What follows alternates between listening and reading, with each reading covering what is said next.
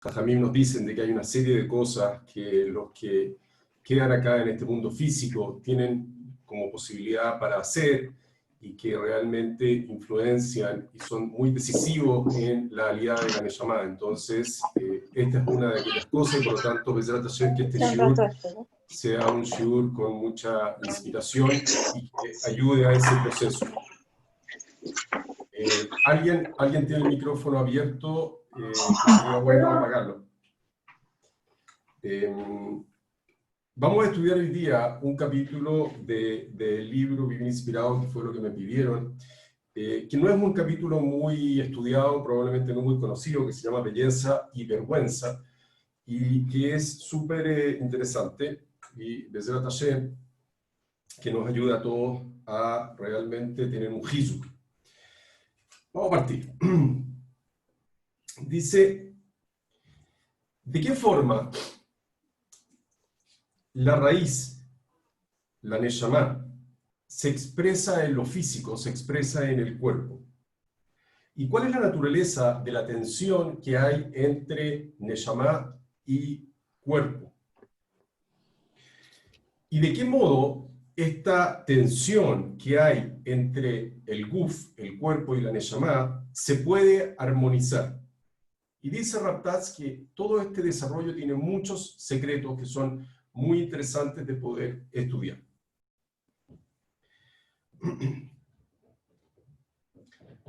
Ustedes saben de que en el conocimiento esotérico de la Torá, siempre funcionamos en base a tres columnas. Tenemos tesis, antítesis y tenemos síntesis. Tenemos el 1, el 2, el 3. Tenemos lo masculino, el padre, lo femenino, madre, hijo. Tenemos Abraham, Yitzhak y Jacob.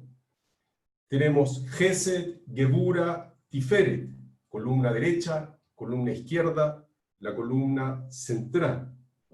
Entonces, vemos que hay un proceso entre dos polos que están en tensión, la columna derecha y la columna izquierda, que siempre se resuelve a través de la columna central.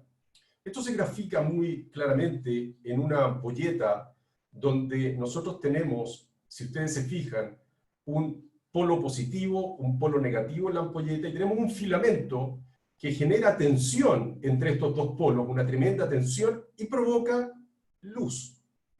Entonces, para que exista luz, la tensión de los opuestos es absolutamente fundamental, pero tiene que haber un elemento que armonice estos opuestos y que permita de la contradicción, de la tensión, que salga algo definitivamente nuevo, positivo y que traiga luminosidad.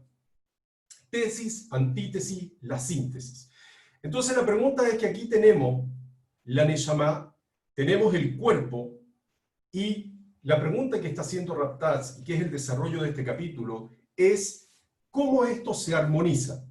¿Cuál es la columna central? ¿Cómo se logra este equilibrio? Conforme se desciende, dice Raptaz, de los niveles más espirituales a los más físicos, la tensión o la falta de armonía entre el núcleo interno, la Neshama en este caso, y el recipiente externo, el cuerpo, se hace más aparente. Las capas físicas o externas comienzan a jalar por su lado y se empiezan a rebelar contra ese núcleo interno. La armonía perfecta que debería haber entre el plano interno y lo que se concretiza en forma externa se empieza a desmoronar. Y conservar la armonía se convierte en la tarea más desafiante. Nosotros sabemos que aquí la batalla de la que estamos hablando es que dentro de un cli, dentro de un recipiente hay luz. Y cuando esa luz se manifiesta de una manera distorsionada en este recipiente, que es lo que vamos a estudiar, se provoca el problema que es el tema central del conflicto entre la parte interna y la parte externa. Ahora, en la relación entre la Neshama y el cuerpo, la Neshama es lo interno, el cuerpo es lo externo, en la relación entre estos dos, el problema es más agudo que en ninguna otra expresión del universo. Y ese es el fenómeno que vamos a analizar en este capítulo. Al igual que todos los demás pares de compuestos que tienen una parte interna, la forma, y una parte externa, la materia, el par que está compuesto por Neshama y cuerpo debería estar en un balance, debería estar en un equilibrio, eso sería lo natural. El cuerpo debería reflejar lo que quiere la Neshama y debería servirle con una lealtad perfecta. Ese sería en un mundo ideal. Es decir, el cuerpo nunca debería seguir sus propios deseos, debería ser un cli, un recipiente, un instrumento que obedeciera total y desinteresadamente al principio que lo controla. ¿Cuál es el principio que debería controlar al cuerpo? El sehel, el intelecto, la neshama. Sin embargo, esta tensión entre el sehel, el intelecto y los deseos del cuerpo, cuando el cuerpo empieza a seguir sus propios deseos, entonces esta tensión empieza a manifestarse. Debería ser un vehículo el cuerpo únicamente impulsado desde adentro, justificando su existencia solamente en términos de ser un servidor leal al ser, al intelecto. Vamos a entrar a la época de la creación. Cuando se produce la creación, el cuerpo de Adán era justamente eso. Era una estructura etérea y luminosa que revelaba el contenido espiritual. Adán se extendía desde el cielo hasta la tierra, del tierra al cielo, resplandeciendo con pureza, dice el Talmud. Incluso declara que después de muerto, la luz que brillaba de los talones de Adán era más luminosa que el sol. Su belleza era indescriptible, dice el Talmud. Adán y Javá eran seres humanos puros en cuerpos puros. Y lo que es más significativo, no llevaban puesta ropa alguna. Y no sentían vergüenza. Así declara, ¿no es verdad?, la Torá. Y dice, Vayush Nehem Arumim, los dos estaban desnudos, Hadam Beishto, el hombre y su mujer, Velo Itboshashu, y no se avergonzaban. ¿Por qué? Cuando la realidad interna está perfectamente reflejada en la externa, cuando la espiritualidad de la Neshama anima y da energía al cuerpo, de tal modo que éste resplandece visiblemente, la vergüenza no es posible. Lo vamos a explicar de forma inmediata. Entonces, en esa primera etapa, Adán y Javá, su cuerpo eran de luz, lo vamos a desarrollar. Y, por lo tanto, significa que la luz interior, o sea, la expresión de su Neshama, se reflejaba en forma tan perfecta por el cuerpo, que eso hacía imposible el sentido de vergüenza. Ahora vamos a explicar lo que significa la vergüenza. Fíjense qué interesante. La vergüenza, esto es para retenerlo, la vergüenza es el dolor que siente la mente humana al ser traicionada por el cuerpo. El dolor que siente la mente humana al ser traicionada por el cuerpo. La vergüenza es un dolor intelectual. La vergüenza es el dolor de traicionar nuestros valores. La vergüenza es el dolor que sentimos cuando nos dejamos arrastrar por el cuerpo y eso contradice lo que nuestro intelecto sabe que es lo correcto. Ese es el proceso que produce aquello que llamamos la vergüenza. Ahora, el núcleo nuestro, la Neshama, que es angélico, merece ser vestido como un ángel. Cuando la vestidura es un animal, el cuerpo físico, la vergüenza se produce como algo inevitable. La vergüenza es el resultado inevitable de la ruptura entre la dimensión interna y externa. Entonces, lo que tenemos es que el desafío del hombre es dominar al cuerpo, la misión de la Neshama es refinar el cuerpo, y sin embargo, ¿no es verdad?, nos damos cuenta de que es una tarea muy ardua, es un desafío muy grande. Yo quiero comerme el pastel, pero yo también quiero estar sano, ¿no es verdad?, y que mi cuerpo se sienta bien. Yo quiero ver esta película, pero también yo quiero ir a visitar a la persona que está enferma. Yo me quiero levantar temprano a tefilá, pero también yo quiero seguir en cama regaloneando. El yo que habla en estas expresiones opuestas siempre tiene nuestra voz. Si nosotros, cuando escuchamos el yo del Neshama que dice, Marcelo, hay que levantarse porque es hora de Shaharit, y tuviera una voz angelical, y después la voz que dijera, Marcelo, quédate un rato más en cama, total, hace frío afuera, y se escuchara con una voz así horrible. Entonces, uno no tendría ningún inconveniente en saber cuál es la voz que viene del lado angelical, del lado puro de la Neshama, y cuál es la voz que viene del Nefesh Behemit, de nuestro lado animal. Y la decisión sería fácil. Pero la voz que escuchamos adentro de nuestra mente tiene siempre el mismo sonido. Es nuestra voz. Y por lo tanto, a veces nos identificamos con una y a veces nos identificamos con otra. Y vivimos confundidos. Ese desafío produce que esos deseos que vienen del cuerpo, cuando toman el control del ser humano, como lo vamos a estudiar, hace que mi interior sea traicionado por mi exterior. La Neshama es traicionada, entre comillas, por el cuerpo. Y entonces el cuerpo ahora no está haciendo lo que debe hacer, sino que está haciendo lo que quiere hacer. Pero la voz es yo. Y es difícil darse cuenta, porque habla con nuestra voz. Entonces, este Nefesh Behemit, esta alma animal, definitivamente se invistió en nuestra propia voz y por lo tanto tomó el control. La verdad y la belleza exigen que lo interno sea expresado con exactitud por lo externo. Verdad y belleza es Tiferet, es columna central, es la armonía. La belleza significa cuando los opuestos están en perfecta armonía. Belleza es una expresión de armonía. Verdad es una expresión, tesis, antítesis, síntesis. En la síntesis, en la columna central, encontramos la verdad. Cuando la belleza, cuando la verdad se manifiestan, significa de que lo interno y lo externo están en equilibrio.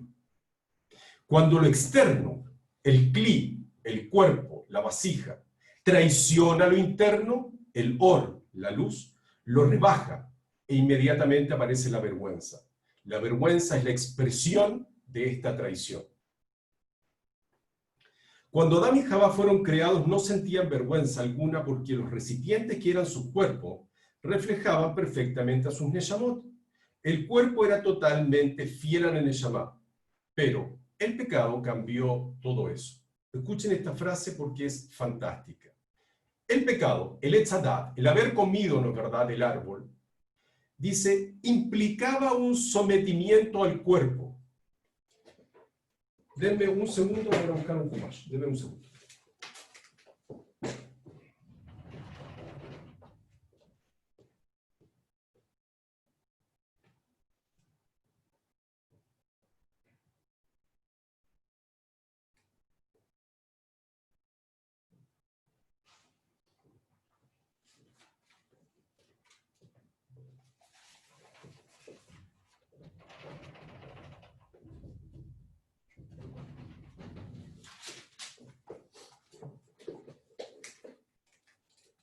Miren qué interesante.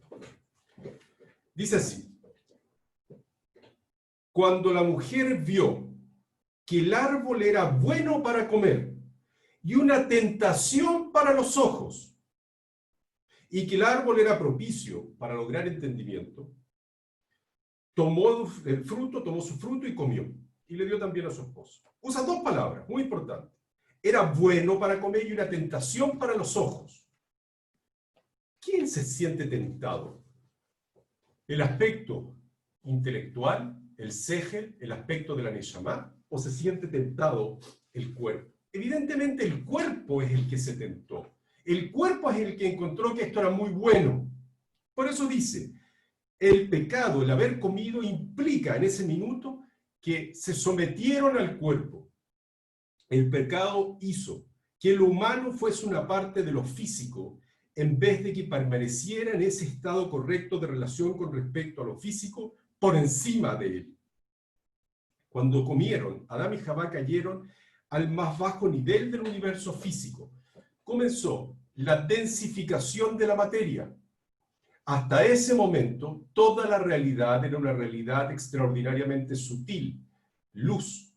A partir del momento en que la Neshama se somete al cuerpo, desde el momento en que toma el control, el aspecto de la fisicalidad por sobre lo intelectual, comienza la densificación de la materia, comienza a ocultarse la luz y cada vez vamos entrando en los mundos hacia abajo, en las dimensiones espirituales hasta llegar al mundo físico, a una dimensión donde hay un ocultamiento prácticamente completo de la luz. La naturaleza oculta a Elohim, la naturaleza oculta divinidad, la luz se ve muy poco.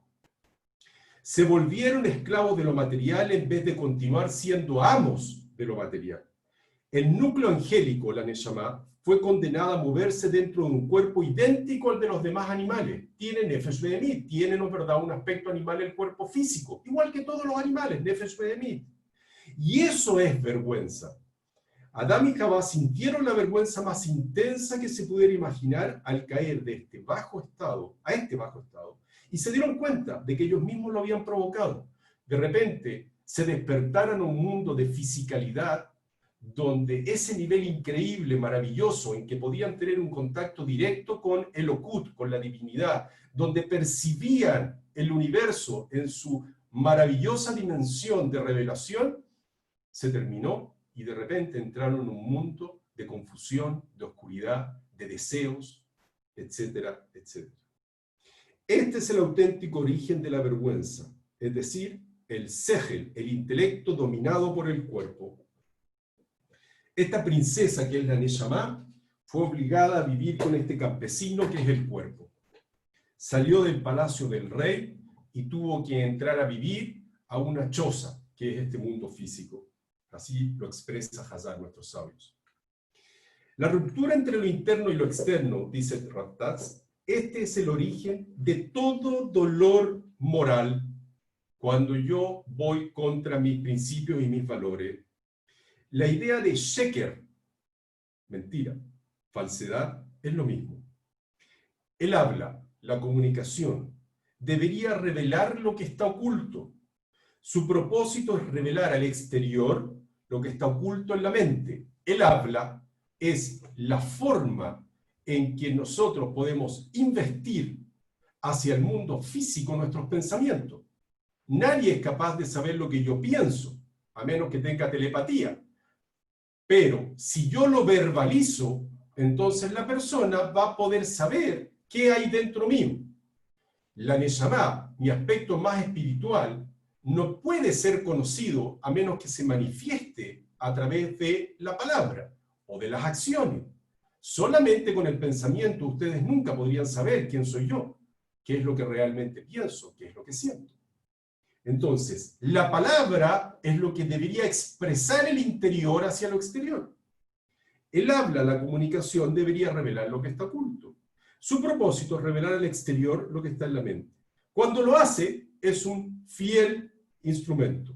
Pero cuando las palabras mienten, cuando el instrumento de la expresión es utilizado para representar falsamente lo que está en mi interior, se ha convertido en algo traicionero. Entonces la palabra miente. Lo que expresa la palabra no es lo que siento, no es lo que pienso. La traición es el acto inmoral de utilizar un ropaje externo para engañar. Puse en palabras y te expresé algo que no es verdad. No es realmente ni lo que pienso ni lo que siento. Un traidor se viste del ropaje que representa falsamente al que lo lleva. La expresión verdadera pone en contacto el mundo interno y externo. Es decir, cuando lo que yo expreso hacia afuera está perfectamente alineado con lo que hay adentro, significa de que estoy achicando la distancia entre lo que soy y lo que aparento ser. La vida nuestra es aparentar. a través de nuestros prejuicios, nuestros miedos, nuestros complejos, nuestros apetitos, nuestros deseos, a través de las experiencias de la vida, permanentemente nos confrontamos con el mundo con una cantidad enorme de máscaras. Y cada uno de nosotros al final se presenta socialmente como una persona que aparenta ser, pero en realidad no necesariamente la que es. Y entonces te oculto lo que realmente pienso, te oculto lo que realmente siento, y simplemente te digo lo que me conviene, lo que es políticamente correcto, o lo que tú quieres escuchar, simplemente para agradarte. Y eso es sheker, esa es la mentira. Mi interior y el exterior, la neshama y el cuerpo, están desalineados. La palabra sheker, mentira, en hebreo es una modificación de la palabra kesher, las mismas letras, sheker, kesher, las mismas letras, solamente colocadas de una manera distinta. Y kesher significa conexión.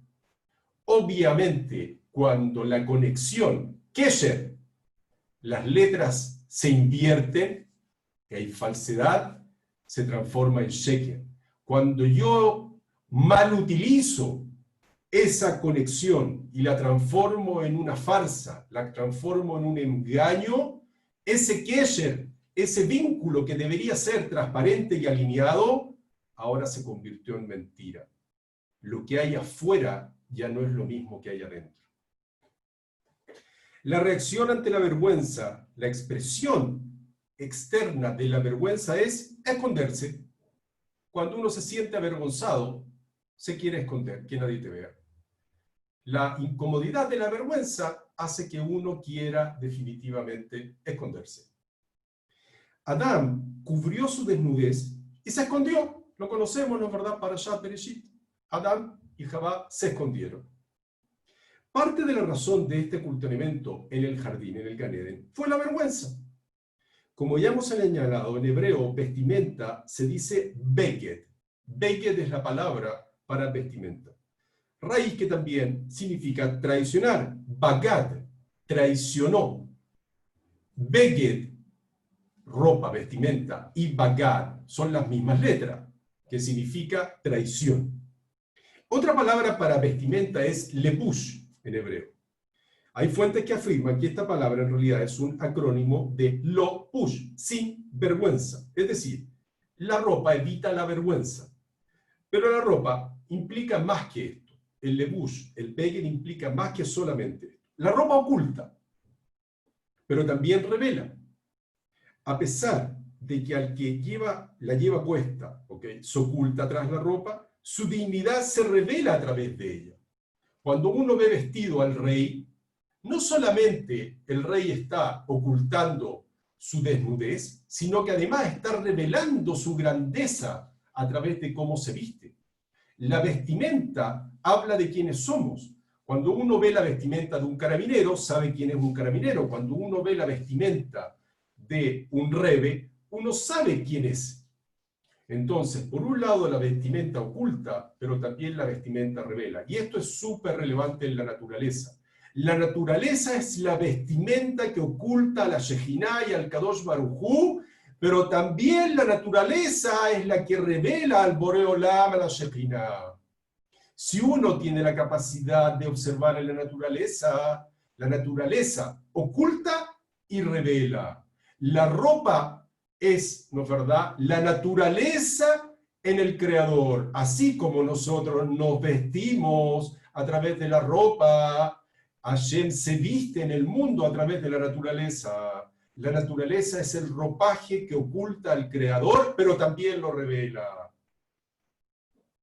Las ropas reales cubren al rey, pero revelan su realeza. Oteor Kasalma, Hashem se reviste de luz como en una vestidura. La naturaleza oculta a Hashem, pero también manifiesta la presencia de la Shekinah. La reacción a un estado de caída es un estado de vergüenza. Es vestirse correctamente con ropa, cubrir la desnudez, pero hay que revelar la dignidad. Hay que cubrir al animal, pero al mismo tiempo poner en manifiesto lo humano. utilizar el mismo elemento que provocó la caída para la redención, dice Raptaz. Hashem enseñó a Adán esta lección, haciéndole vestiduras apropiadas para él, además de la indumentaria mínima hecha de hojas que él se había puesto. La ropa implica más que simplemente cubrirse. Hasta esta parte, ¿no es verdad? Adán se había cubierto con una hoja. Pero dice la Torá que Hashem le hizo Beged Or. Ahora vamos a estudiar. Que el Kadosh Baruj Hu le hizo una prenda, ¿ok?, de or, de piel. Fíjense qué interesante este concepto. Los Mekubalim, los sabios de Kabbalah, dicen lo siguiente. Las vestiduras del mundo, aquello con lo que Adán se cubría antes de la haberá del pecado, estaban hechas con or con alef. Or con alef significa luz. Or con alef significa luz. Pero después de que comieron del Etz Hadat, entonces Hashem le hizo Beged Or con Ain. Cambió la alef por una Ain. Y cuando Or es con Ain, significa cuero. Significa, ¿no es verdad?, piel. Ahora, Or con alef significa de que la vestimenta original tenía la alef. La alef representa el 1. La alef representa una letra que no tiene sonido. La alef representa Yud, Yud y una Vav. El número 26 está oculto en la alef. La alef representa divinidad. La alef representa todo el concepto de lo espiritual. Eso significa de que Adán originalmente su vestimenta era luz. Or era un ser 100% espiritual. Pero después de que cae y empieza la densificación de la materia, entonces Hashem le pone una vestimenta digna del hombre, que es la piel, el cuerpo como lo conocemos. Muy bien. Ahora, la raíz de or no solo denota piel, como dijimos, sino que también la palabra or se puede leer como iver, ciego. Muy interesante, siempre las palabras en hebreo nos entregan toda la información necesaria para sacar conclusiones relevantes. Significa que si or también es iver, ciego, quiere decir de que la piel no permite ver. Pashut, iver, un ciego. Entonces la piel tiene como función darle dignidad al hombre y cubrirlo, pero también el cuerpo tiene como función hacerte ciego a lo espiritual. Y ese es el desafío nuevamente del hombre. Fantástico concepto, increíble. Eso es lo que hace el cuerpo. El cuerpo nos vuelve ciego a lo espiritual. Perdemos la sensibilidad. Ya no tenemos la capacidad de relacionarnos en forma evidente como Adán con lo espiritual. Y tenemos el tremendo desafío que significa la libertad, el libre albedrío del hombre. El cuerpo es justamente el elemento que permite este desafío. La Neshama dentro de un cuerpo que te hace ver, te hace ciego. ¿Qué es lo que no vemos? No vemos lo espiritual con claridad. Nos cuesta relacionarlo en forma palpable con la esencia espiritual del mundo. Muy bien. La consecuencia de este pecado fue la tensión entre la Neshama y el cuerpo, entre la espiritualidad y la materialidad. Ambos habían sido creados para estar en armonía, para ser socios complementarios, pero ahora están en guerra. El cuerpo y la Neshama están en una batalla. El cuerpo, que hasta entonces era un camino hacia lo espiritual, se ha convertido en una distracción. El cuerpo ahora permanentemente distrae a este ser humano respecto de su función en el mundo. Y en vez de estar dedicado 100% a crecer, a alcanzar nuestro potencial, a desarrollarnos, a buscar transformarnos, nuestro lamabá, mitzvot, maasim tovim, sabiduría, trabajo de midot. ¡Wow! El cuerpo tiene una agenda propia. El cuerpo quiere solo placer, el cuerpo quiere descanso, el cuerpo quiere entretención, el cuerpo quiere pasar el tiempo, el cuerpo quiere comer rico, el cuerpo quiere estar permanentemente disfrutando de todas las bondades de este mundo. Distracción. Batalla entre el cuerpo y la Neshama. Intereses profundamente distintos. Tenemos intereses distintos, pero la misma voz. Es la misma voz. Yo quiero esto y yo quiero lo otro. Hay uno que es impostor, pero hay que saber distinguirlo. Y esa es la tarea de toda la vida. Se va disfrazando a este impostor de 1000 tentaciones, deseos, intereses, búsqueda, puede tomar cualquier forma. Y hay que aprender a lehavdil, a hacer Abdalá. Lo que hicimos, ¿no es verdad?, esta noche. Lehavdil, hay que aprender a separar y distinguir lo que viene del cuerpo y lo que viene de la neshama. No es fácil, es la tarea. Fíjense qué interesante. Cuando uno de ellos se expande, el otro se encoge. Antes de que uno pueda desarrollarse espiritualmente, hacerse más sensible, hay que controlar lo físico. Si uno estimula lo físico, lo espiritual se apaga. Dice, muy bien lo especifica Rabbezion Shafir. Fíjense, acá está. Dice, estos dos elementos en el hombre son opuestos y luchan por la primacía y el control sobre la persona. Como resultado, el hombre está en constante flujo. Mientras más utilice cualquiera de los dos lados, este se vuelve más fuerte e influyente. Es como un músculo que se fortalece con su uso y se atrofia con su desuso. Si la persona utiliza su alma espiritual, el Nefesh Elokí, para controlar a su alma animal, el Nefesh Behemit, esta se fortalece y se eleva. Si cede permanentemente ante sus deseos, entonces el alma animal gana el control, el mando. Sus deseos se vuelven más intensos, más frecuentes, exigen ser cumplidos más a menudo y con más fuerza. Y entonces el hombre es controlado por los deseos, como llamamos nosotros, vuelve a Mitzrayim. En este aspecto, el alma animal, el Nefesh Behemit del hombre, es diferente de la del reino animal. Los deseos de un animal son fijados con cierta intensidad desde su nacimiento. No se vuelve el animal en ningún sentido ni más agresivo, ni, no es verdad, más duro, ni más cruel. Es su naturaleza. Estos fluctúan con base en las estaciones y en las circunstancias, pero todo dentro de un rango. En el hombre, por otro lado, tiene menos restricciones en la intensidad de sus deseos en el origen, cuando nace. Si controla sus instintos animales, estos van disminuyendo. Así que se vuelve más fácil para él dominarlo, y se convierte el hombre en amo de sus instintos. Pero si permite que ellos gobiernen, se vuelven cada vez más fuertes y más extremos, hasta que toman el mando, y entonces el hombre se vuelve un títere de sus apetitos. El proceso de la vida es una lucha entre estas dos fuerzas. Idealmente, si una persona tiene éxito, su alma intelectual, el Nefesh Sihli, dominará el alma animal y la utilizará para el propósito de mantenerse vivo y tener fuerza. Como un capitán que dirige el barco por el viento, él utiliza a este Nefesh Behemit y su energía para lograr los objetivos y metas de crecimiento de la Neshama en la vida.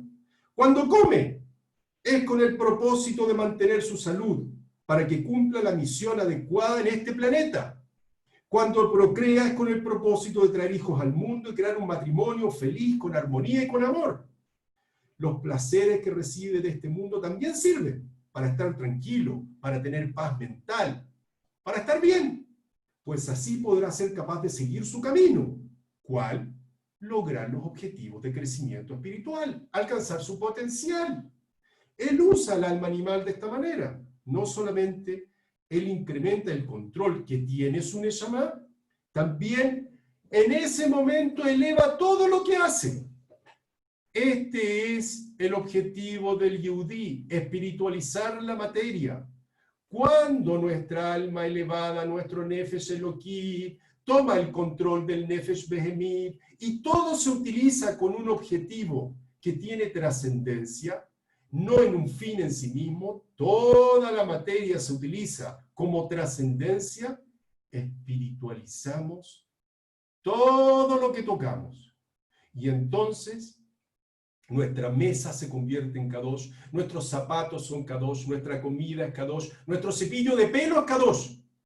Todo se puede espiritualizar en la medida que cumple la función correcta en el mundo físico para alcanzar nuestro potencial y traer espiritualidad al mundo. Esa es la forma de vivir del Yehudí. Pero para hacer eso, lo que tenemos que hacer Las actividades físicas mundanas para la supervivencia humana se elevan ahora hasta llegar a ser actos positivos, y las funciones humanas llegan al máximo nivel de espiritual. Un ángel con la forma de un hombre es en quien nos convertimos. Sin embargo, si la persona permite que sus deseos animales ganen y nos dejamos a llevar por los impulsos y no los controlamos, estos se vuelven cada vez más fuertes y eventualmente van a gobernar sobre nosotros. Ya no eres capaz de tomar decisiones basadas en el intelecto, sino que como un animal seremos dominados por los caprichos y estaremos gobernados por las pasiones, hasta que perdemos todo el control de nosotros mismos. E incluso perdemos la habilidad para decidir. Ya no hay Abdalá. Ya no vemos lo que es realmente verdadero y falso. Y empezamos a vivir convencidos que lo que simplemente me gusta, que lo que me conviene, que lo que tengo ganas es correcto. Y empiezo a transformar mi vida y a alinear lo que quiero hacer con la halajá, con lo que Hashem espera de mí. Y es mentira. Es simplemente que no hemos dejado llevar tanto tiempo por nuestro Yetzer Hara, por ese Nefesh Behemit, que hemos convertido en kasher, hemos convertido en correcto, hemos convertido en válido aquello que simplemente es lo que tengo ganas y es lo que quiero. Racionalicé, justifiqué, me creé todo un mundo de fantasía para decir, no está tan mal, me lo merezco, está dentro de todo, es razonable, y empezamos a vivir de esa manera. Y este sheker, esa mentira de la cual hablábamos, se transforma en la parte esencial de nuestra vida.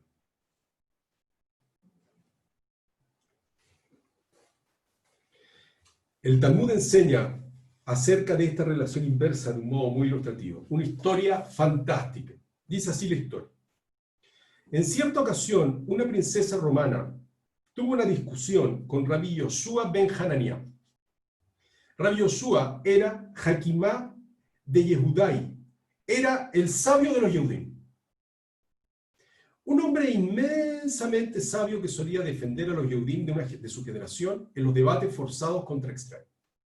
Además de su legendaria grandeza en el estudio de Rabbi Yoshua, lo que más destacaba en él era que era muy feo. Muy, pero muy feo. De hecho, era tan feo que la princesa se sintió impulsada a preguntarle cómo era posible que una sabiduría tan grande pudiera estar contenida en un recipiente tan feo. Así le preguntó la princesa, le dijo, oye, ¿cómo Hashem puso tanta jojma en un tipo tan feo como tú?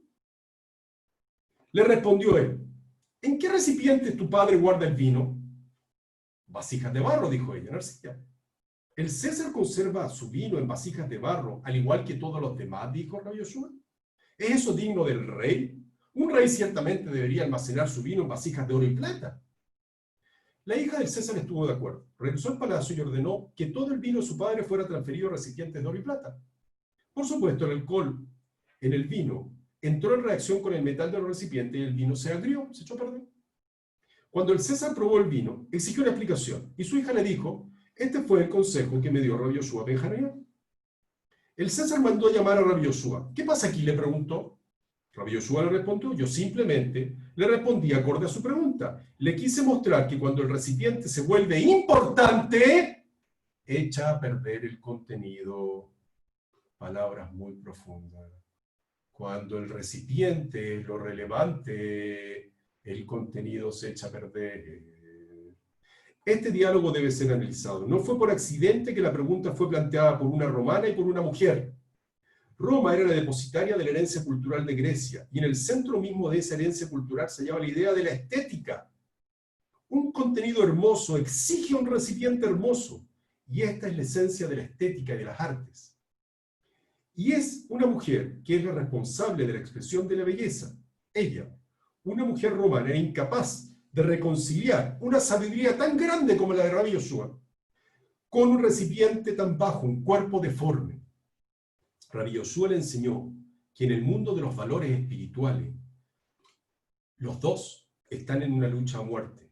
El recipiente debe ser lo más simple para que el contenido se mantenga puro. Solamente cuando el recipiente es humilde, no reduce ni afecta lo que contiene. Solamente cuando el Yehudí se vacía de su ego, puede contener el Okut.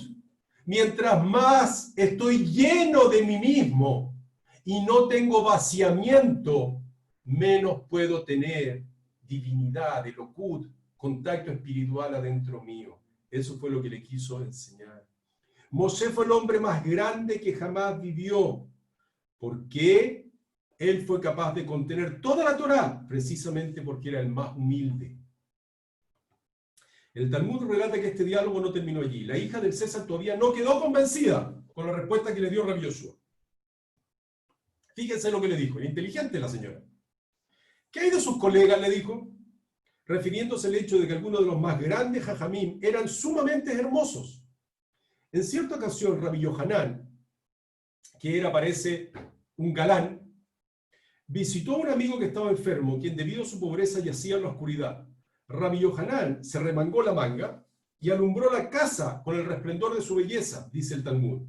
Su brazo desnudo era suficiente para ello. Por ello la hija del César estaba perpleja. Si la fealdad es un prerequisito para la sabiduría, ¿por qué algunos sabios son hermosos y también son sabios? Buena pregunta, le hizo la señora. Oye, en tu caso eres muy jajam y eres feo. Pero conocemos otros casos que son muy jajam, pero además son muy hermosos. No me convenció tu respuesta. Mire lo que le dijo Rabbi Yohanan. Perdón, Rabbi Yoshua le dijo. Si Rabbi Yohanan hubiera sido feo, hubiera sido mucho más sabio. A pesar del inconveniente de la belleza física, alcanzó sabiduría. Impresionante. Belleza, riqueza, carisma son inconvenientes a pesar de los cuales tenemos que adquirir sabiduría. Son tremendas pruebas que van contra el impulso de nuestra Neshama de adquirir sabiduría. Impresionante lo que le enseñó. Rabbi Yohanan fue sabio a pesar de lo buen mozo que era. Increíble. Así pues aprendemos de que una manera sumamente poderosa para incrementar la profundidad espiritual radica en el control de lo físico. Y esta es la esencia del concepto de tzniut, modestia, que constituye la característica distintiva de la mujer judía. En una mujer la belleza física es impactante, sensual. Si se la deja sin controlar, proyectada como algo animal, la dimensión espiritual se marchita y se debilita. La tarea especial y sagrada de la mujer judía consiste en presentar lo físico de tal modo que la Neshama brille a través del cuerpo. Pero exponer el cuerpo, según lo dicta la moda, expresar el cuerpo con una actitud meramente física, eso conduce a una pérdida del refinamiento y se profana lo sagrado. Un principio cardinal es que lo espiritual florece precisamente porque está oculto. La auténtica belleza de una mujer en el judaísmo radica en la privacidad, en guardar esa moralidad. Yosef, el único hombre en el Humash que fue descrito como hermoso, en términos usualmente reservados para las mujeres, fue el único que resistió la inmoralidad en forma sobrehumana. Ambas cosas van juntas. El ser capaz de contenerse tiene que ver también con la expresión de esta belleza. Los valores espirituales internos guardan una relación inversa con los valores externos físicos. Este principio se aplica en muchos niveles. Los senderos en el plano espiritual son opuestos a los senderos en el plano físico. Por ejemplo, en el mundo espiritual las cosas se mejoran con el tiempo. La sabiduría aumenta con la edad, cuando se la nutre correctamente. Pero en el mundo físico las cosas se degradan siempre, decaen con el tiempo. La Neshama forma parte de la eternidad, mejora con el tiempo. El cuerpo forma parte del tiempo lineal, se descompone, se degrada, se va destruyendo con el tiempo.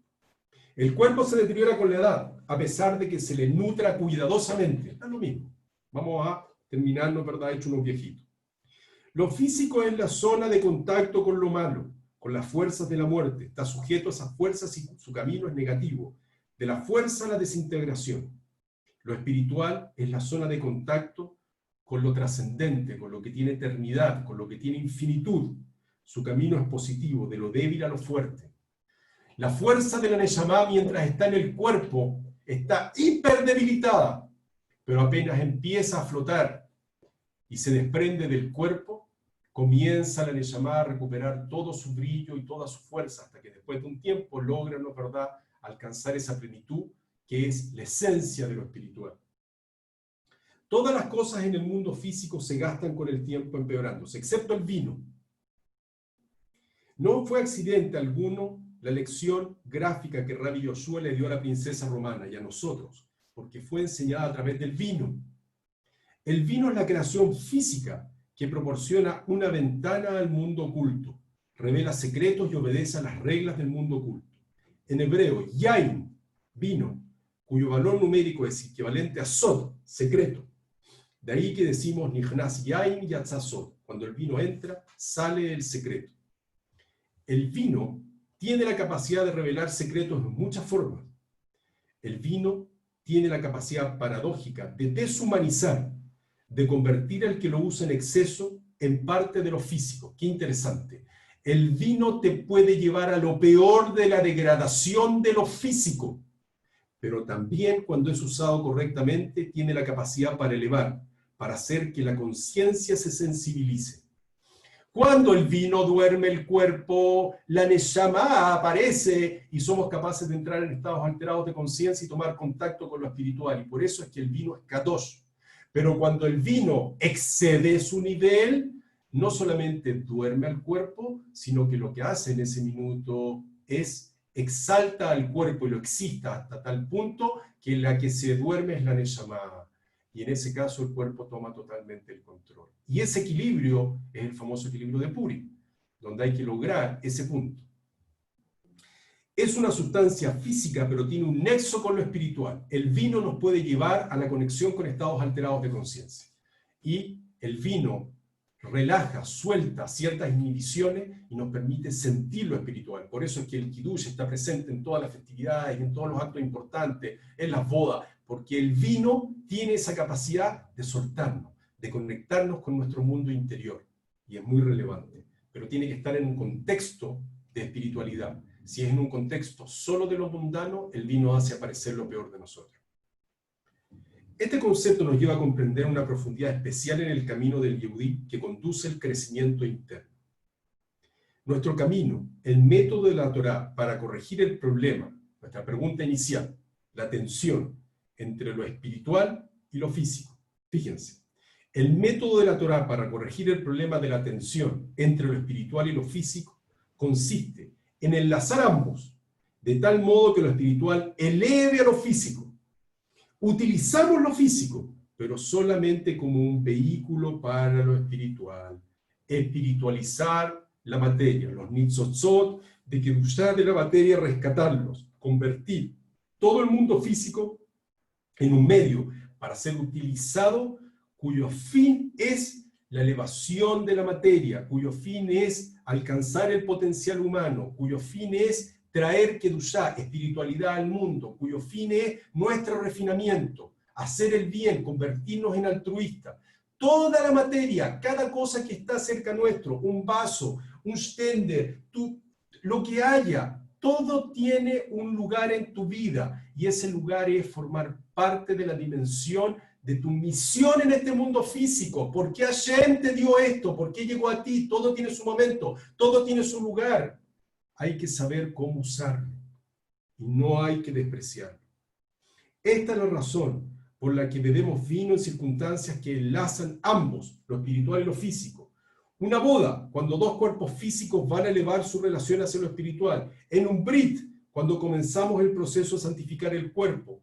En un kiddush, cuando el aspecto físico de la semana se encuentra con la trascendencia de Shabbat. Estamos uniendo materia y espíritu. En el ser de Pesa, cuando la esclavitud da paso a la libertad. Este es nuestro camino. Generar armonía entre los mundos interno y externo.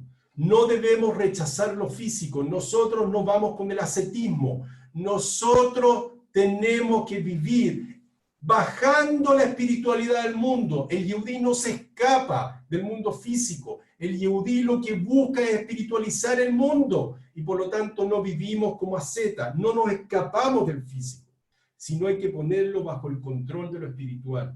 Hay que entrenar al cuerpo. La misión de la Neshama es dominar al cuerpo. Hay que entrenar al cuerpo para que sea fiel a la Neshama. No hay que comer por gula, hay que comer porque tenemos que mantener al cuerpo sano. Hay que comer porque nos da una elevación. Hay que comer, ¿no es verdad?, porque en Shabbat eso nos pone contento. Perfecto. Y lo mismo hay para las vacaciones, para dormir, para lo que se nos ocurre. Esa armonía de opuestos es la belleza, Tiferet. Ese es el concepto del equilibrio entre lo físico y lo espiritual. Ahí es donde se produce belleza. Y ese es el remedio para la vergüenza. Cuando el interior, cuando nuestra Neshama se está expresando a través de la palabra, se está expresando a través del acto, pero se expresa de una manera alineada y el cuerpo no corre con sus deseos propios, nunca hay vergüenza. Cuando transamos los principios y los valores y empezamos a funcionar, donde el que pretendo ser toma el dominio y oculta al verdadero ser, y engañamos, y hay sheker, eso termina generando vergüenza y nos queremos esconder. Y este debe ser nuestro camino hasta el fin de la historia, cuando el cuerpo y lo físico se convertirán de nuevo en Hiat Hametim, en los resplandecientes recipientes espirituales que habían sido creados para ser. Que tengamos el zehut, todos nosotros, de poder efectivamente hacer nuestro trabajo en el mundo físico, que podamos cada uno de nosotros desarrollar esta capacidad de manifestar en forma alineada, correcta, que nuestra Neshama se exprese a través de nuestro cuerpo, que nos llenemos de mitzvot, que nos llenemos de sabiduría, de limud, de maasim tovim, que sobre todo en este tiempo todo esto sirva para la elevación de la Neshama de Sonia Bat Yosef, que efectivamente todo lo que están haciendo la gente cercana, la que tenía, no es verdad, un amor profundo por ella, que la ayude, es muy importante. Todo esto que es Torah, todo esto que estamos haciendo, el Unishmatá, va a servir para su elevación. Shkoyach. Muchas gracias, Marcelo. Agradecerte por una vez más tan inspiradoras palabras, agradecer a todos los que participaron y dejar a todas invitadas a la clase que hay ahora a las 9, la última clase del ciclo de Melahim con Efrat. Así que todas invitadas y muchísimas gracias, Marcelo. Y gracias a todos. Shavuot Tov para todas.